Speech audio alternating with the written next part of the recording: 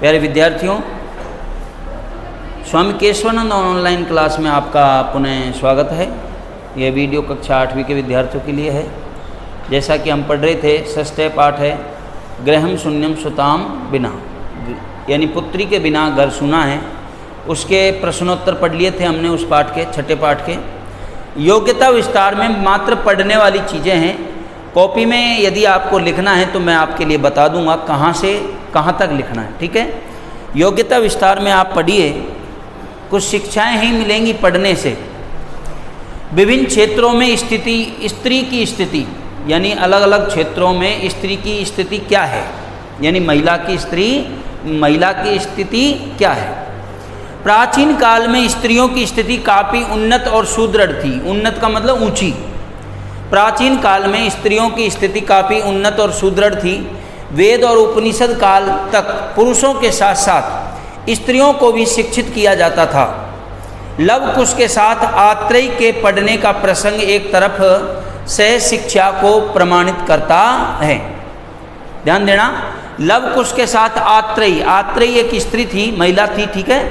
Love कुश के साथ आत्रेय के पढ़ने का प्रसंग एक तरफ सह शिक्षा को प्रमाणित करता है। दूसरी तरफ ब्रह्मवादिनी वेदज्ञ ऋषि गार्गी, मैत्रेयी, अरुंधति आदि की प्रसिद्धि, ख्याति का मतलब होता है प्रसिद्धि, इस बात को भी प्रमाणित करती है कि पुरुषों और स्त्रियों के मध्य कोई विभेद नहीं था। कौन से काल में? प्राचीन काल में। प्राचीन काल में पुरुषों और स्त्रियों के बीच कोई भेद नहीं था, ध्यान रखना। पर बाद के काल में स्त्रियों की स्थिति दयनीय होती गई, जिसमें कुछ सुधार तो हुआ है, पर अभी भी स्त्री शिक्षा को बढ़ाने तथा कन्या जन्म को बाधा रहित बनाने के लिए समवेश यानी सम्मिलित प्रयास की आवश्यकता है। प्रधानमंत्री श्री नरेंद्र दामोदर मोदी का बेटी बचाओ बेटी पढ़ाओ अभियान इसी की एक पहल है। इसी की ही एक क्या है? पहल है। कुछ सफल महिलाएं हैं, कुछ सफल महिलाएं यहाँ दे रखी हैं, ध्यान दो। गायिकाएं कौन कौन थी? MS सुब्बुलक्ष्मी, ये गायिकाएं हैं। गंगूबाई हंगल, लता मंगेशकर और आशा भोंसले, ये गायिकाएं थी।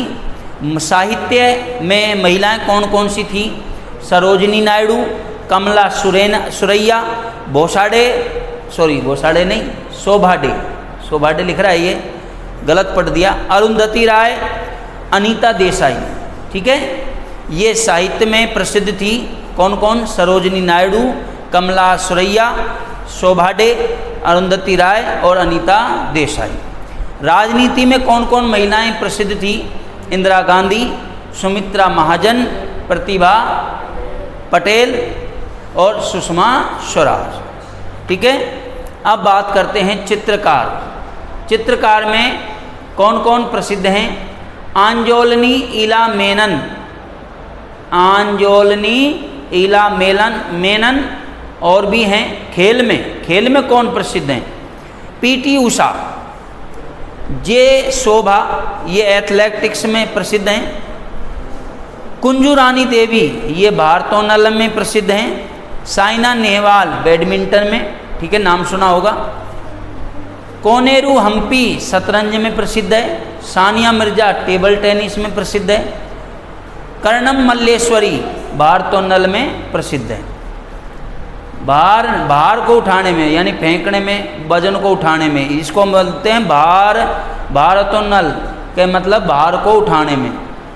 कर्णम मल्लेश्वरी प्रसिद्ध है। और एक और है कुंजू रानी देवी। वाणिज्य यानी व्यापार में कौन कौन महिलाएं प्रसिद्ध हैं? अरुंधति भट्टाचार्य, चंदा कोचर और चित्राराम कृष्ण, ठीक है। तो अब यहाँ पर आपको समझने वाली बात थी, ये हमने महिलाएं पढ़ी थी, स्त्रियों जो प्रसिद्ध हैं, जो स्त्रियां प्रसिद्ध हैं, इसको कॉपी में लिखने की ज़रूरत नहीं है। अब यहाँ से आगे लिखेंगे, ध्यान रखना। भाषिक विस्तार। अलम का अर्थ होता है व्यर्थ। अलम का अर्थ क्या होता है? व्यर्थ। या अलम का अर्थ होता है निषेध या मना। अर्थ के योग में तृतीय विभक्ति का प्रयोग होता है, ध्यान रखना। अलम के 3 अर्थ हैं, एक तो व्यर्थ या निषेध या मना। इन पदों के योग में ध्यान रखना, अलम पद, पद तो अलम ही मिलेगा, लेकिन इसके तीन अर्थ हैं, व्यर्थ, निषेध या मना।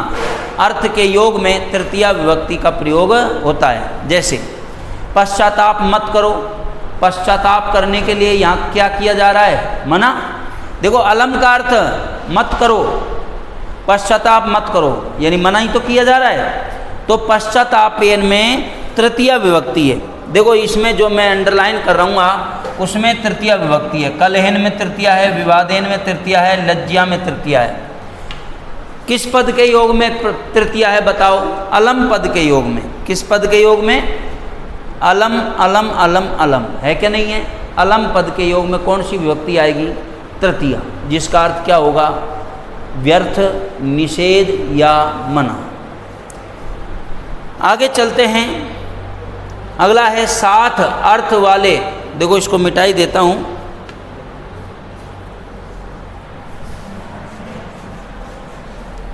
साथ आपको लिख रहा है, साथ अर्थ वाले,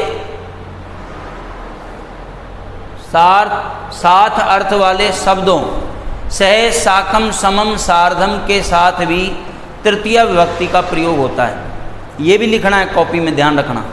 ये देखो चार शब्द दे रखे हैं आपको कोष्टक में, सह, साकम, समम, सार्धम। इन सब का अर्थ होता है साथ। क्या अर्थ होता है? साथ। सह का अर्थ भी साथ, साकम का अर्थ भी साथ, समम का अर्थ भी साथ और सार्धम का अर्थ भी साथ। कोई सा भी पद आ जाए इन चारों में से तो इन पदों के योग में तृतीया विभक्ति होती है। तो तृतीया विभक्ति कहाँ है? सर्वई, माल्या, चिकित्सिक्या, पित्रा, मित्रेण, इन सभी में तृतीया विभक्ति है। मैं आपको और बता दूं, देखो चलो आगे बढ़ाते हैं इसको, देख सकते हो आप, ठीक है। यहाँ पर माल्या, सर्वई, इसको मिटाओ। देखो यहाँ पे क्या लिखा हुआ है, साथ अर्थ वाले शब्द सह, साकम, समम, सार्धम के साथ भी तृतीय विभक्ति का प्रयोग होता है। जैसे यहाँ पर साकम, सार्धम, सह, सह, सह आया कि नहीं आया? इन सभी के पदों के योग में यहाँ तृतीय विभक्ति है। सर्वई, माल्या, चिकित्सिक्या, पित्रा, मित्रेण, इन सब में क्या है? तृतीय विभक्ति का प्रयोग हुआ है। आपको यह भी लिखना है, ध्यान रखना। अब वे आगे चलते हैं, हम इसको मिटा देते हैं जो अंडरलाइन किए हैं। आपको अंडरलाइन करने हैं, ये किताब में ध्यान रखना, कॉपी में भी अंडरलाइन करने हैं। आगे चलते हैं, लास्ट है, जिन शब्दों में किसी लिंग, किसी विभक्ति अथवा किसी वचन में कोई परिवर्तन नहीं होता है उन्हें अव्यय कहते हैं। ये अव्यय की परिभाषा भी आपको वर्क में लिखनी है, ध्यान रखना। अव्यय कहते किसे हैं? जिन शब्दों में किसी लिंग, किसी विभक्ति अथवा किसी वचन में कोई भी परिवर्तन नहीं होता है, अर्थात ज्यों के त्यों रहते हैं, वे क्या कहलाते हैं बताइए? अव्यय कहलाते हैं। क्या कहलाते हैं? अव्यय। अब आपको ये परिभाषा लिख के आपको यह भी लिखना है, ध्यान दो, ये वाला लिखना। पाठ में कुछ ध्यान दे, पाठ में प्रयुक्त कुछ अव्यय पद हैं, ये अव्यय पद लिखने हैं आपको, जो मैं आपको बता रहा हूँ। इव का अर्थ होता है समान, वा का अर्थ होता है या, अद्य का अर्थ होता है आज, एव का अर्थ होता है ही, स्वे का अर्थ होता है आने वाला कल,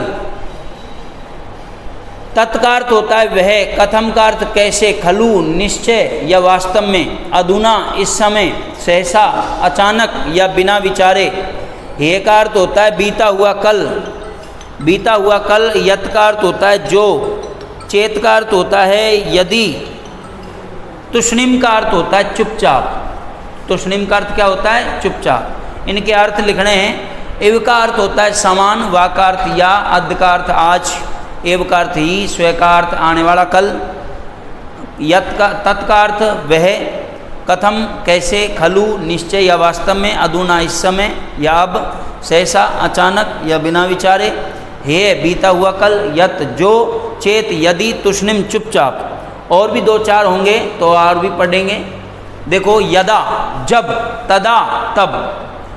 यदा का अर्थ होता है जब, तदा का अर्थ होता है तब, लिख लोगे। व्यर्था का अर्थ होता है व्यर्थ, किम का अर्थ होता है क्या, यदि का अर्थ यदि, तरही का अर्थ तो, अलम का अर्थ व्यर्थ या निषेध या मना, किमर्थम का अर्थ किस लिए, किमर्थम का अर्थ क्या होता है, किस लिए। तो विद्यार्थियों इनके अर्थ भी आपको लिखने हैं। आज के लिए मैं इतना ही पढ़ाऊँगा, बाकी पढ़ेंगे नेक्स्ट क्लास में।